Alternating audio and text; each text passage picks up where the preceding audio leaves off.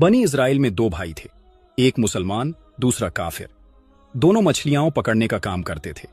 काफिर बुत को सजदा करता, मगर उसके जाल में इतनी मछलियां आती कि जाल खींचना मुश्किल हो जाता। और मुसलमान भाई के जाल में अक्सर सिर्फ एक मछली आती, मगर वो शुक्र अदा करता और सब्र से गुजारा करता। एक दिन मुसलमान की बीवी ने काफिर की बीवी को जेवरात और उम्दा लिबास में देखा तो दिल में हसरत आ गई।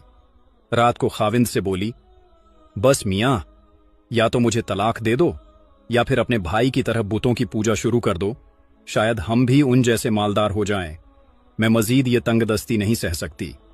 शौहर ने नरमी से जवाब दिया, ईमान बेचकर दौलत लेना घाटे का सौदा है, लेकिन अगर तू इतना ही मजबूर है तो मैं कल से मजदूरी करूंगा और रोजाना तुझे 2 सोने के सिक्के ला कर दूंगा। सुबह वो निकला, मगर दिन भर फिरता रहा। न किसी ने काम दिया, न मजदूरी मिली। मायूस होकर दरिया किनारे बैठा और शाम तक रब की इबादत में मशगूल रहा। घर आकर बीवी से कहा, आज मैं बादशाह की खिदमत में था। उसने कहा, अगर 30 दिन काम करूं फिर जो भी मांगोगे वो मिलेगा। वो बादशाह बड़ा करीम है, उसके खजानों की कोई हद नहीं। बीवी ने मान लिया। शौहर हर रोज इबादत करता रहा 29 दिन तक। 30वीं रात बीवी ने 2 टुक कहा, सुनो, अगर कल कुछ कमा कर न लाए तो मुझे तलाका दे देना। अगली सुबह शौहर एक यहूदी के पास गया, जो मजदूरी तो दे रहा था मगर खाने का इंतजाम नहीं था।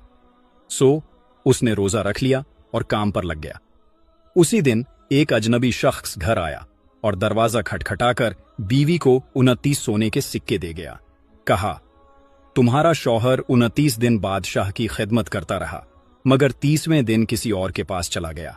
अगर वो आज भी काम करता तो बहुत बड़ा इनाम मिलता। बीवी वो सिक्के लेकर बाजार गई। एक सुनार ने सिर्फ एक सिक्के की कीमत 1000 दिरहम लगाई। शाम को शौहर घर आया। बीवी ने पूछा, आज कहां थे?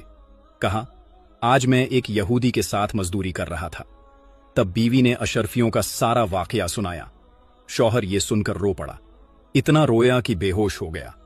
जब होश आया तो कहा, अफसोस, मैंने बादशाह दो जहां यानी रब्बुल आलमीन की खिदमत छोड़ दी। फिर सब कुछ छोड़कर पहाड़ों पर चला गया और बाकी जिंदगी रब की इबादत में गुजार दी और वहीं वफात पा गया।